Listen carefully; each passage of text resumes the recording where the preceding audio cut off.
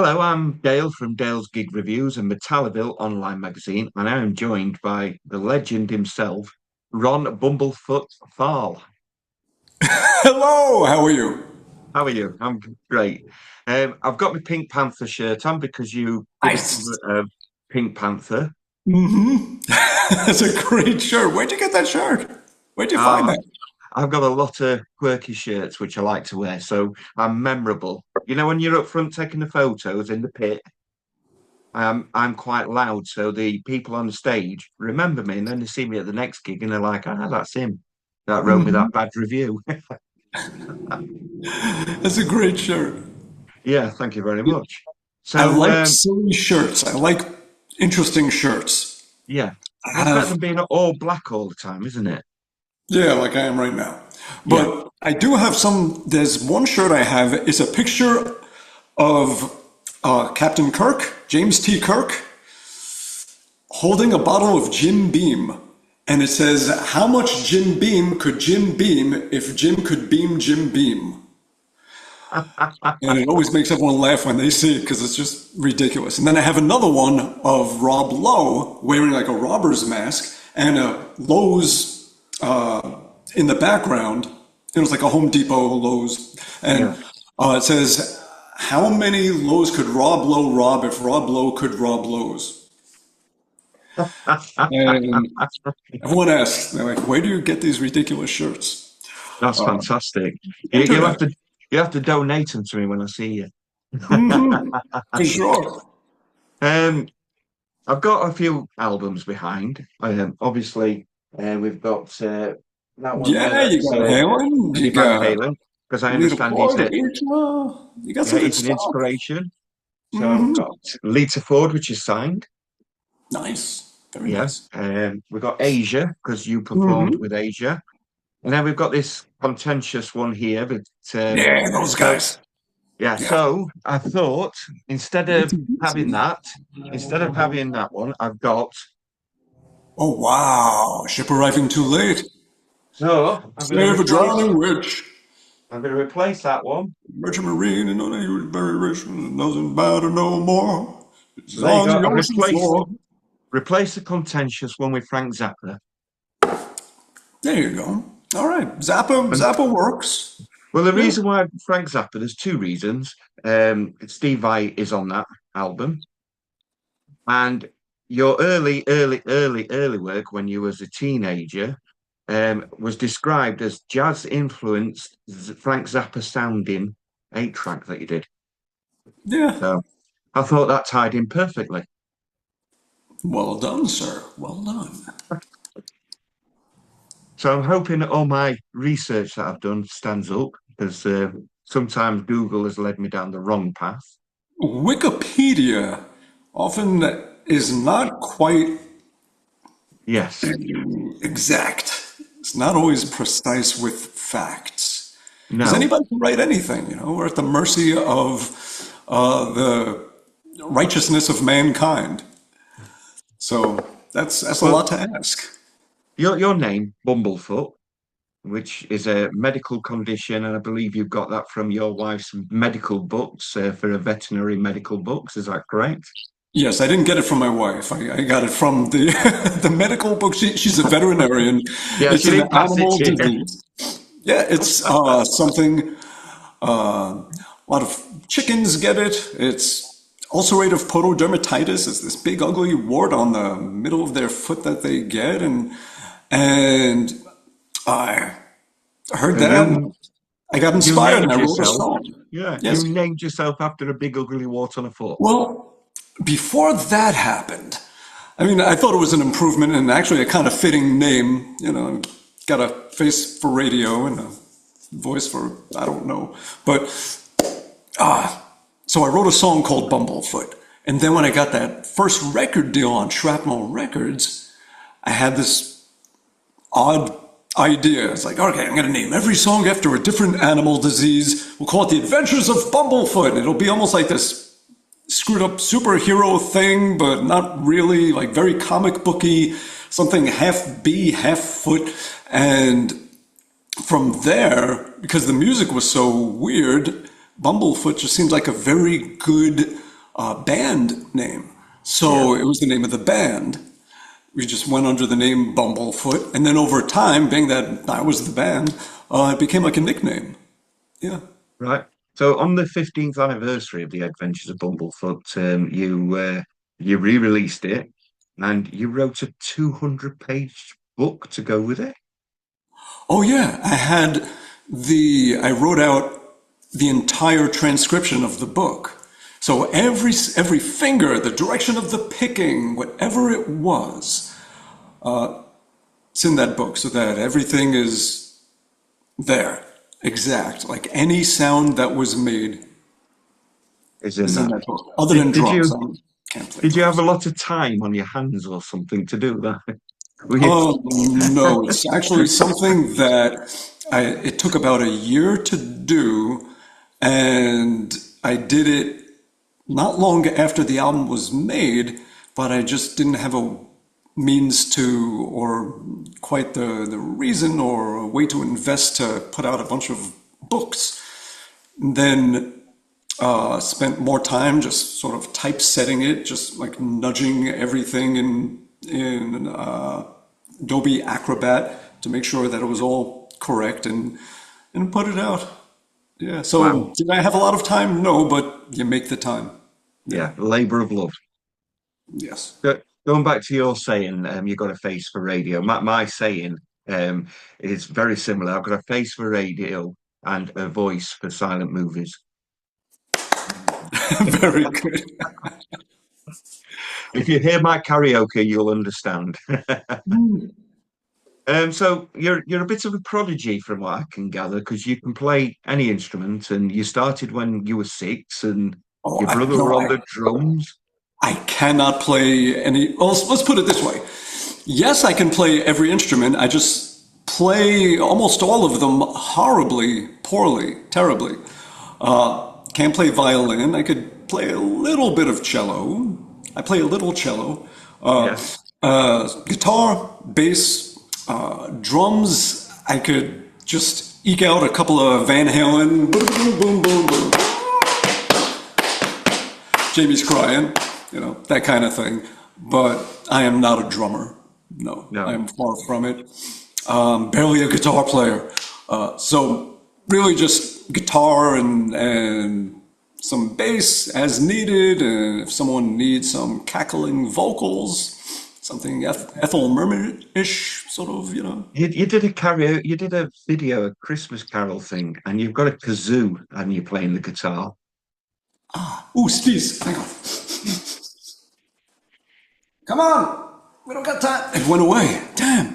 Usually, if I have to sneeze, I stare into a bright light and I see Right. the sun is out and it'll make me sneeze. Right. But yes, I always have a kazoo or a backup on hand.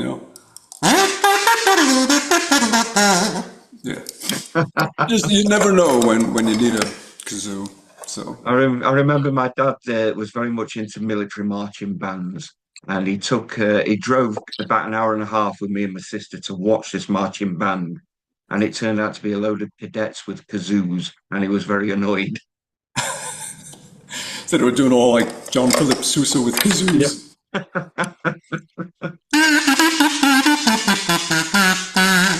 Yes, Oh my God.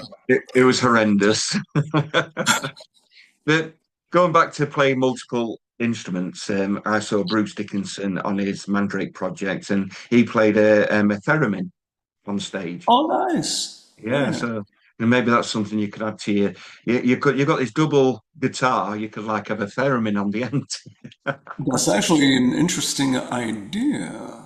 Yeah. Hmm. Credit me in your ideas when you make it.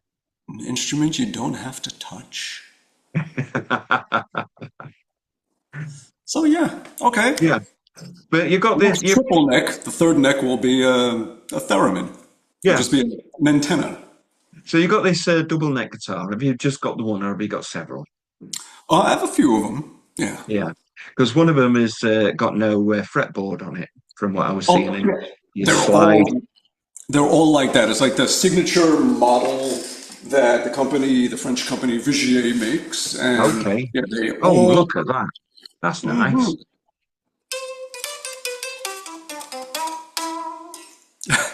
Yeah. So you can slide up and down each string of that individually instead of having a metal ring on your finger or a bottle. Yeah, and you have, it's not just all like this. Yeah.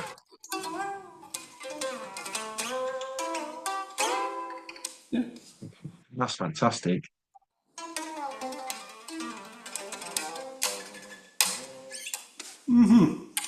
So yeah, so this is sort of it is the signature model double neck fretted, fretless, double B foot guitar.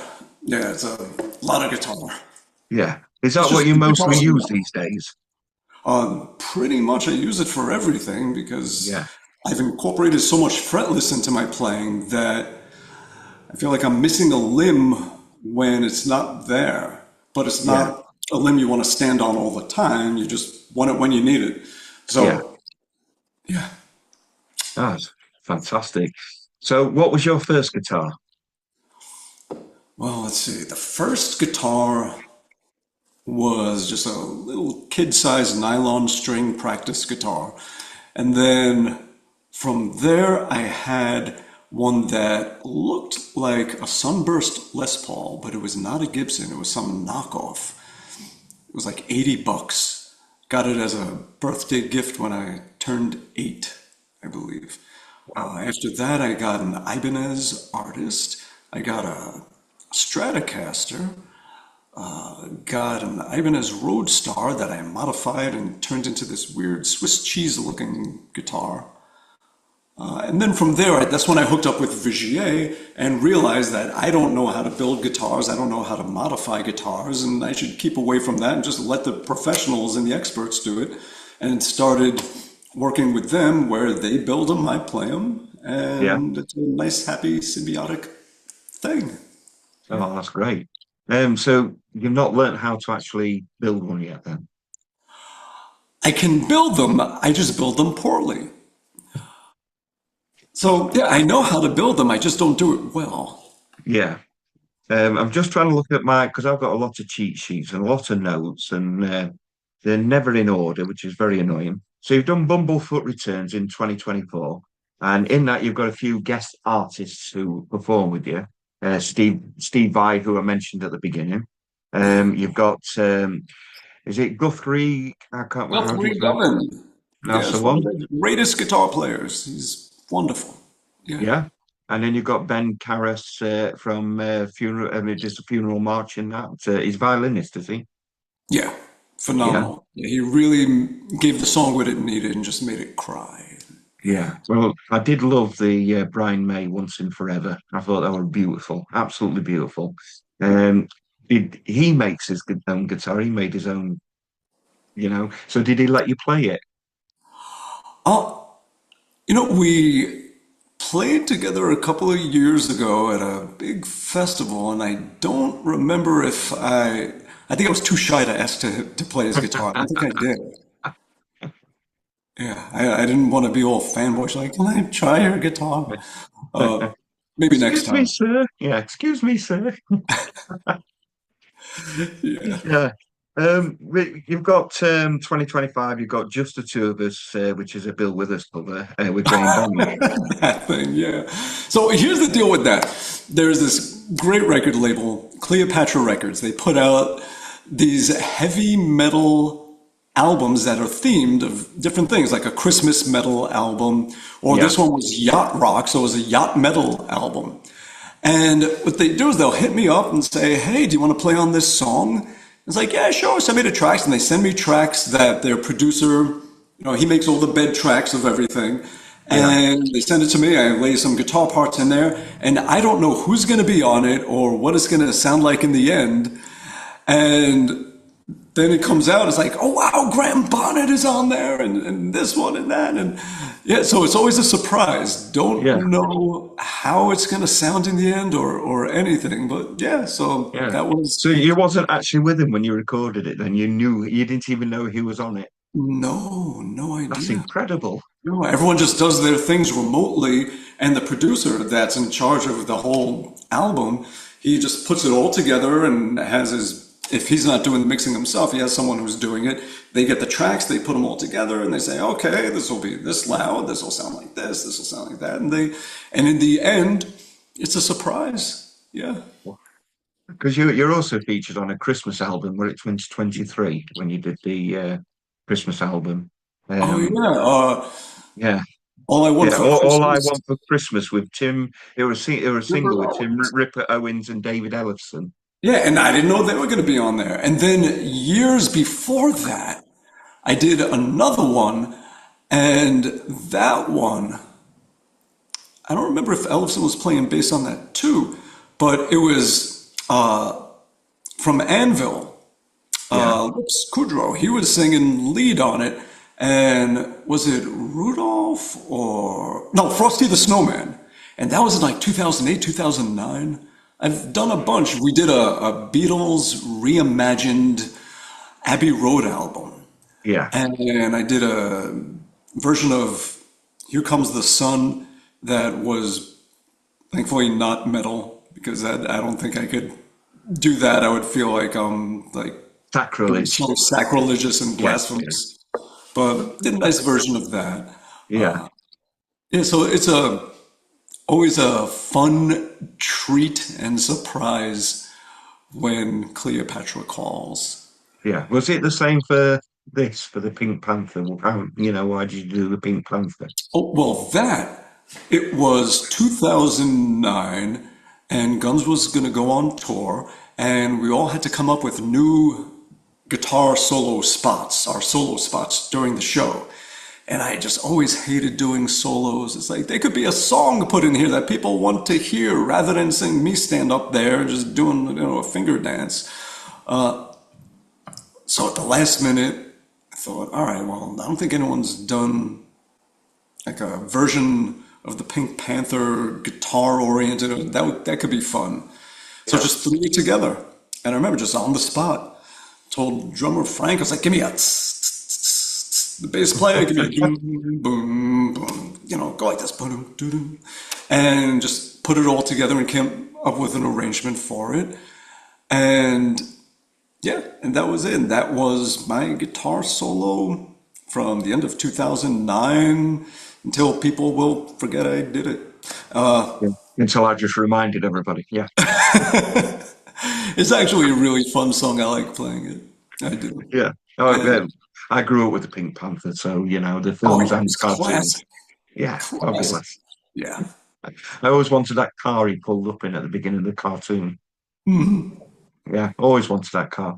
So going back to your childhood and going back to when you started, and what made you pick up a guitar? What were your influences? How did Bumblefoot start? Well, I moved from Brooklyn to Staten Island, the next borough over in New York City. And I was 5 years old, and we moved to a neighborhood where there were all these kids my age. And I would go over their house to hang out, and there would just always be albums laying around their houses that their parents bought or their older brothers and sisters got. And we'd be curious kids. We'd pick one up and say, oh, let's see what this sounds like. Be an Elton John album. It'll be a Beatles album. And then there was one that just came out. It was September of 75. I was five, turning six, and it was Kiss Alive. And when I Right. heard that album, that's what did it. It's like, I want to do that. And I wanted to be a drummer, but still a terrible drummer. So then I was like, all right, I want to be a bass player like Gene Simmons. And I was just too little human being to be able to handle a bass. There weren't any kid-sized basses or anything at local music store. So third choice, guitar. Fabulous. And It was obviously a good always, choice. I mean, it got the job done. The whole goal, like I didn't even care what I played. It was about being part of a team that made songs that just lifted people the way all the music I heard lifted me. And I just wanted to be part of that any which way. If I was singing, if I was playing keyboards, if I was bass, guitar, just contributing to the songwriting. And that was always the main goal. Just Yeah. songs people like. Yeah. Yeah. For me, my first introduction to metal, heavy metal, and rock. My dad had the Sound of the 70s box set, and I used to play it a lot. And there were two songs that really stuck out for me. One of them was Deep Purple, Black Knight, and and the other one was is it Silver Machine? Oh no, oh Lemmy sang with them. What they call them? Yeah, them. Not Motorhead, the one before. Hmm. My brain's gone. No, it's all right. Yeah, my brain's gone. It's my age.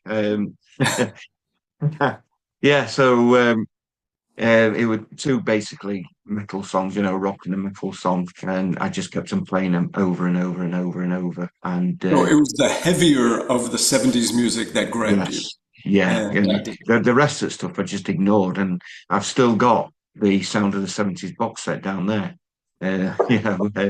Along with all my other vinyl. My partner Great hates it because stuff. it takes up too much room on the shelf. I mean, the 60s and 70s, to me, it was, the height of rock music or just popular music, whatever you want to call it. Yeah, Best songwriting, the most melodic, the most interesting, the most artistic, the most diverse. Like if you think of classic rock, it doesn't have one sound. no, Like if you think of hair metal, it has pretty much yeah, one vibe, one sound. But classic rock is everything from AC/DC to Fleetwood Mac to Queen to The Who to Led Zeppelin to Pink Floyd. I mean, so many things. And each one was so unique and had such an identity. yeah, And that was the height of it. yeah. Yeah, it's stuff like the Frogs and bands like that, and um, the House in New Orleans. What's that? Right, House of the Rising Sun, and then Hmm. you listen to something like Procol Harum, and fabulous. Nights in White Satin, what an absolute beautiful, beautiful song. And I just had a quick Google. It's Hawkwind. Ah, okay, yeah. Yeah, that's a band that I just couldn't get there. So Hawkwind, but yeah, there were so many amazing bands throughout the 70s, and then Moody going Blues. into the 80s, and I'm a massive Iron Maiden fan, and AC/DC and Saxon, and and you listen to Saxon Rainbow's End, and the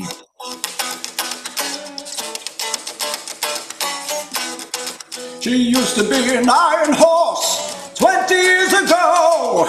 She used to bring the mail to me. Yeah, and Denman Leather. Yeah, great band. So cool. Saxon and Maiden, and of course yeah, Maiden. Yeah. yeah.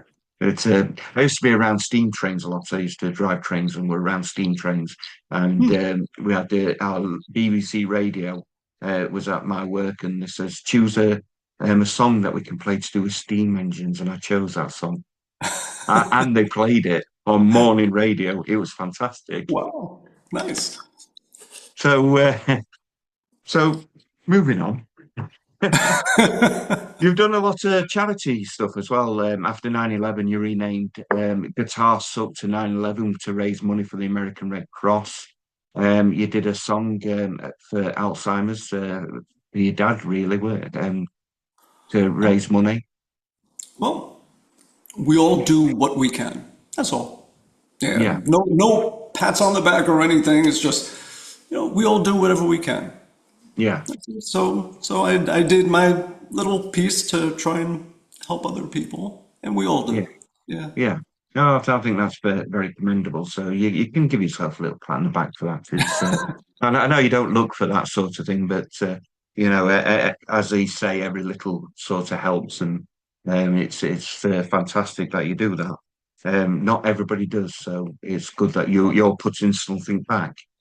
The way I look at it is the ones that don't, if they could, they would. And Yeah, for whatever reason, if they're not, nothing yeah, against them. If they yeah, could, they would. So, yeah. You did some music for TV. You did Running Wild Judas Priest cover with Frank Ferrer for a TV show talking metal. And then you yeah. finished the show with a Zach Wild original song, Till the End. Did you? were you with Zach Wild when you did that, or was that another one Oh where yeah, was it? we were there for 14 hours hanging out and writing the song and just hanging out. Yeah, it was supposed to be a 1 hour interview he was doing. See, this TV show, I knew the people involved with it, and they were having a lot of musical guests on there, and they didn't plan on multi-tracking everything, and it wasn't going to sound as good as it could.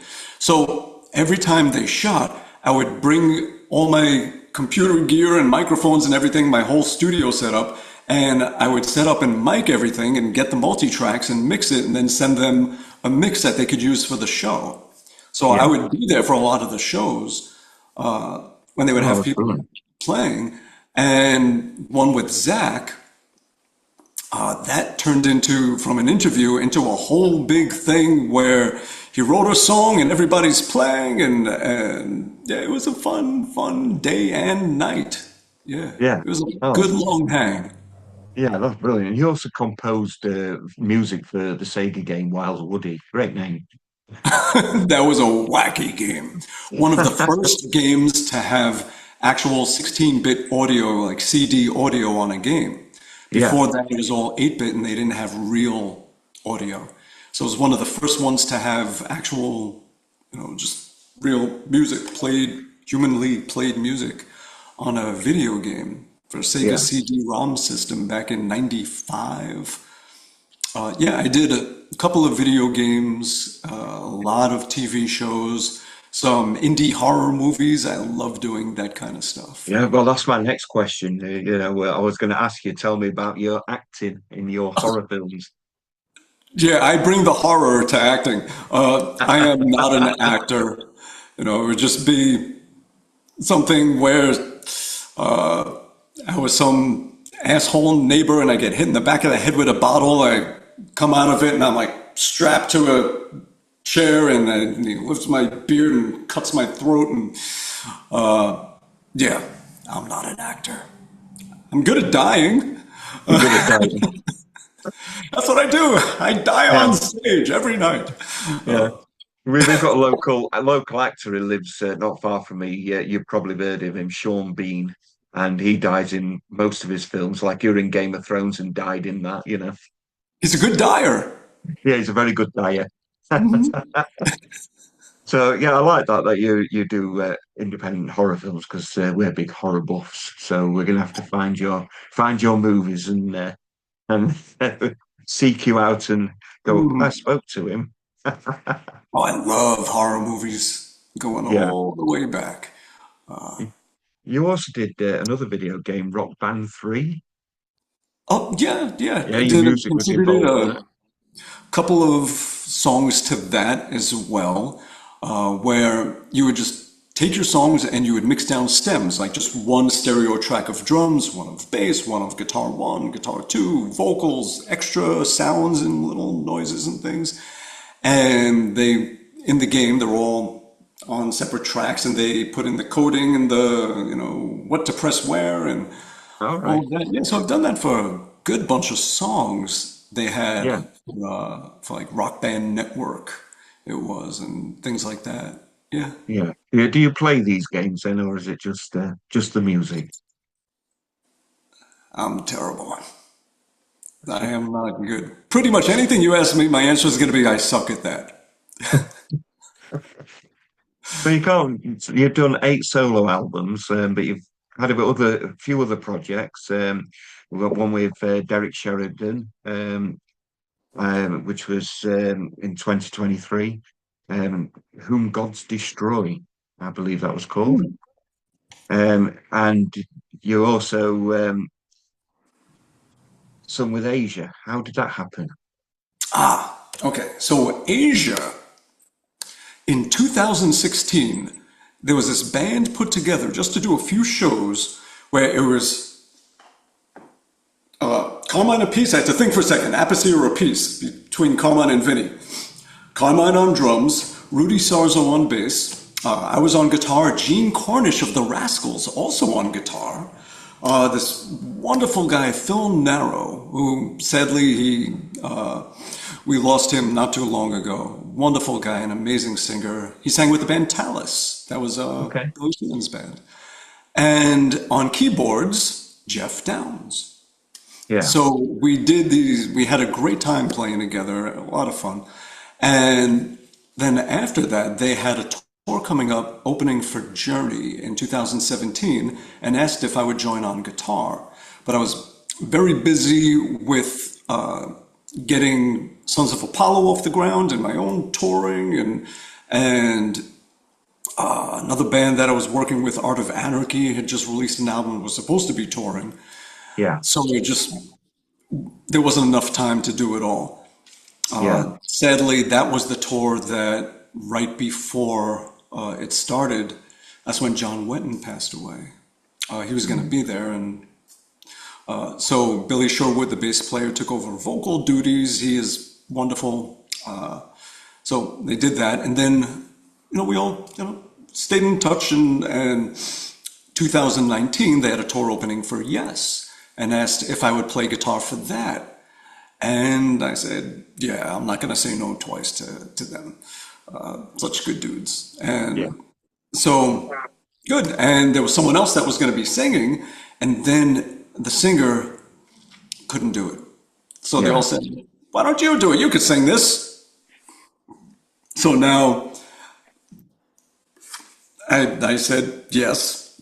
And then it's like, all right, I got to figure out how to play guitar like Steve Howe, get all his sounds, all his parts, get that nailed down. Now I have to take on a second brain and sing like John Wetton, who my voice naturally isn't that kind of voice, but I got to figure this out, memorize all those words, and be able to do both seamlessly, two things that from two different people that aren't necessarily anchoring together. It's like the bass parts and the vocals, those go together Yeah. because it's coming from one person, so they Yeah. lock in. But the guitar parts and the vocal parts are very separate. So getting that down. So I spent about 2 months unlearning and relearning how to sing so I could sound more like him. And then I had two pedal boards on the floor. One was to change guitar sounds, and the other was to change vocal sounds, to add reverb and harmonizer and different things, and just get it down. Yeah. So that was probably the most challenging gig, like challenging just thing I ever did. Loved it. Yeah, because the band were wonderful, the fans are wonderful, the whole team, the managers, just everybody, the whole environment was such a good, positive, just normal environment. Yeah. And that's where I thrive. If it's this bubble world of negativity, I tend to go into a shell and I feel guarded and I can't really function at full capacity. Nobody, I don't know who could, unless you're just some sociopath that doesn't give a shit. But that's not me. I am sensitive to my surroundings and to the people that I'm surrounded by. And they need to be good people. And it certainly was with Asia, for sure. Yeah. Yeah. Because you also toured with Lita Ford. I I was did lucky know. enough to see Lita Ford for the first time last year. Obviously, you weren't touring with her last year, so tell me a bit about this one. So it was 2009, and she just played Sweden Rock, and her guitar player couldn't be there. I think there was just a passport issue or something, and he couldn't go. So she tried to take on both guitar parts and singing at once at Sweden Rock, and that was a lot. So she called me from the stage. Like, she didn't even walk off the stage. She's like, what are you doing this summer? I was like, actually, I'm free. I'm on a break. And she said she wanted to replace her whole band. And I tried to talk her out of it. It's like, don't do that. It's like, so thankfully she kept Michael T. Ross, the keyboard player, who was fantastic. But she needed a new guitarist, drummer, and bass player. So my solo band drummer, I brought him in. And then we got PJ Farley, who's a great bass player. He was in the band Trickster, that we used to do shows together when we were teenagers all around New Jersey and everything. Uh, so he came in on bass, and we had 2 days to learn 15 songs and then hit the road and play a bunch of festivals in Europe and a bunch of festivals and casinos all around the US for the summer of 2009, and we did it. Yeah, It was a good time, yeah. excellent. Have you played with Pat Benatar? She's from your neck of the woods. I haven't, but certainly a fan of her and Neil. Yeah, Phenomenal, and they're still kicking ass. yeah, yeah. Yeah, yeah. I've checked out. They're good. Yeah, Because I was speaking, both of them will always be amazing, no matter yeah, what. because I was speaking to Brendan B. Brown from Wheatus, who's also from your neck of the woods, and he's a massive Pat Benatar fan, and even covers "Hit Me with Your Best Shot" when he's on stage. That's so cool. Wow, Yeah. very cool. So yeah, so we're going back in history a little bit. You started with your brother on the drums. Does he still play drums? Is he still? He does. He's down in Florida, and he still plays. Yeah. Yeah, Real quickly, just to jump back for 1 second, just a second. yeah, yeah. I just did in November some rock and roll fantasy camps, which I do a lot of, and I love doing that. And Lita Ford was a special guest, so we got to jam again. After all these years, we got to play together again, which was Oh, that's nice. And brilliant. we did Yeah, play another time in 2013, where it was Mike Portnoy, Billy Sheehan, and me. We were the house band for this event, and all different people from Kiss, from Anthrax. Lita was there, Michael Sweet from Striper, Tony Harnell from TNT, and we just backed them all. So I did play. We did the tour together with Lita 2009, and then played with her again in 2013, and then again in 2025. oh, that's So brilliant. our paths keep on crossing. Yeah. Yeah, you mentioned Striper. That's a blast from the past. I've not heard of them So in good. donkey's years. My friend was a massive fan of Striper back in the day. Yeah, Absolutely. Yellow and Black Attack and In God We Trust. yeah. And In God We Trust. I remember that. Yeah, yeah. definitely. They say that money talks, but it does. What does it say? Four simple words we say every day. I can't sing it. Hey. Yeah. Yeah, because Huge he is striper quite in fan. a high ethereal range, Oh, isn't he's he? So incredible. yeah, Incredible voice. Yeah. but yeah, and you also mentioned Anthrax. Anthrax is one of my loves. I'm massive into Anthrax, and Me you know, too. oh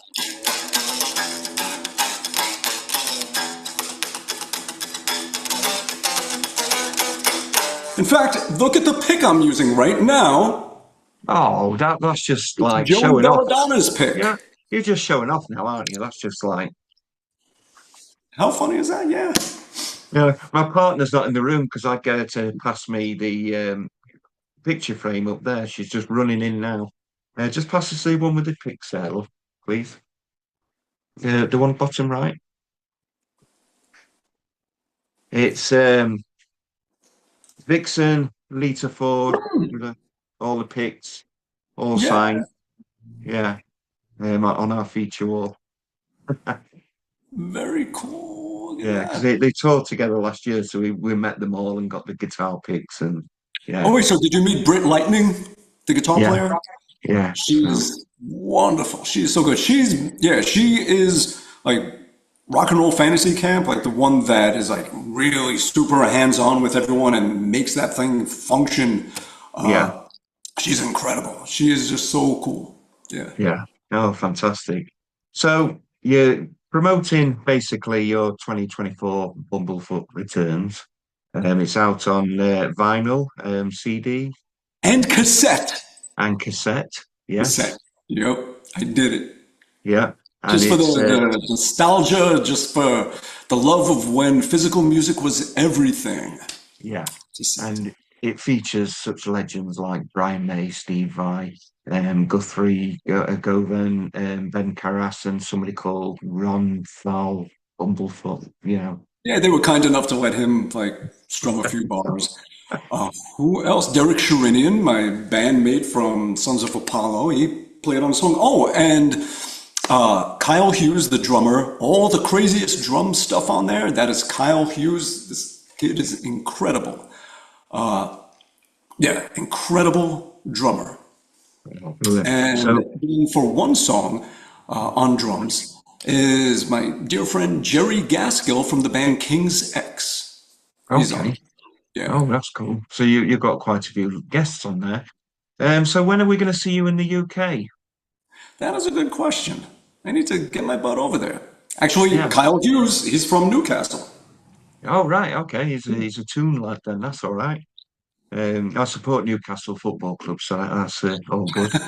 And of course, Brian Johnson, AC/DC comes from there as well. So Yeah. yeah, Not good a bad city. town. Yeah, Yeah, good city that. some good things come out of there, for sure. At, at the end of my um, interviews, I always ask a question from my beautiful lady Tracy, and it's basically tell us something about you that we don't know. I don't know what you don't know, so that I'm not sure what I could tell you, and you might already know it. I'm a blank Uh, canvas. let's see. Do you know about my love of hot sauce? Oh, yes, I was going to ask you about that. Oh, Moonshine okay. Hooteny. See, I don't know what you Moonshine, don't know. yeah, Moonshine Hooteny. I've got it wrote down here. I was going to ask you about Moonshine that. Hootenanny. Yeah, that's fantastic. Moonshine Hootenanny, hot sauce. In fact, I've been waiting for 4 hours. I'm supposed to get a shipment of 415 pounds of hot sauce delivered to the studio that I've been waiting for. That's going to be my exercise for the day when they drop off a big pallet of like 40 cases of sauce that I got to bring in. Uh, so So I'm is just this your waiting. recipe then? Is this what you developed, or is it Well, you just put your name to it, or I come up with ideas and flavor profiles, but again, I want to just let the professionals take care of it. So in the very beginning, when I started in 2012, I was in the kitchen with them and like I had the idea for blueberries, but once they cooked down, they weren't popping enough. So they suggested sour cherry. So we went with that, like for Bumblelicious. And, that's when you realize it's like, you know what? Always work with people that know what they're doing, especially yes? when you don't. So I know what I love to taste, and I have a million ideas. And now what I do is I go to the people that know how to make it come together and say, all right, I have an idea for this kind of sauce. Let's make it happen. Yeah, And we make it happen. excellent. I love the artwork for it as well. It's fantastic. Oh, thank you. Yeah. So where can you get that from? Where can you buy that from? Go to bumblefoot.com. You will find albums and CDs and cassettes and shirts and all the usual merch and hot sauce. Hot sauce, just randomly put in there. I did have a distributor. He was in the south of the UK, but he only carried the hottest one, and he's not carrying it anymore. So I need to find a good distributor or reseller in the UK. So this way, the way it would work is, let's say they want to get a whole bunch of stuff as a wholesaler from the distributor. And they'll say, okay, I'll take 20 of Bumblefoot sauce and 10 of Blair's and 20 of Dave's Insanity and this and that, and gets it in bulk, a better wholesale price. And then they sell it retail and everything. And this way you're not paying for shipping across the ocean, and it's Yeah. all just local shipping. So I need to find a good UK distributor for the hot sauce that can Well, do. hopefully somebody watches the video and goes, "Oh, that's a good idea." Yeah. I have one Yeah. in Germany, in Norway, in Australia, uh, US. There's one in Canada. But yeah, I need the UK. So we've got Dave Ellison's coffee, and we've got Bumblefoot's Moonshine Hooteny hot sauce. There's Moonshine Hootenanny, a nice Hootenanny, sorry. garlicky cayenne sauce. There is Bumblelicious, which is cherry bourbon chipotle, is a barbecuey sauce. There is the sauce, which is like an everything, all-purpose, delicious It's a little more complex than the typical red sauce you just leave on the table that's just vinegar, salt, and pepper. And this one has some Mediterranean herbs going on. It's something that I wanted that would work with everything I like to eat. That Yeah, just will work with Indian food, it'll work with Chinese food, it'll work with Korean food, it'll work with Mexican food, and just anything you want to heat up. yeah, And then the hottest one, this one is definitely UK level. That one is called Bumblefoot. And it is like off the charts, ridiculous heat. yeah. Yeah. Excellent. That's brilliant. So I've got to say thank you very much for your time. It's been an Thank absolute you. pleasure talking to you. Oh, And you pleasure is need, mine. Thank you so yeah, much. you need to come over so I can meet you, or I've got to get my ass over to America. But One either or way, the other. Yes. either way, I'd love to meet you. You're absolutely fantastic, and thank you Oh, very much. thanks. Likewise, an absolute pleasure chatting with you. Yeah, and good luck with your album and any Thank, future projects. thank you so much. Have a wonderful 2026, and I'm sure we'll chat again. Yep. All right. See you later. All right, take care. Bye bye. All right. Bye.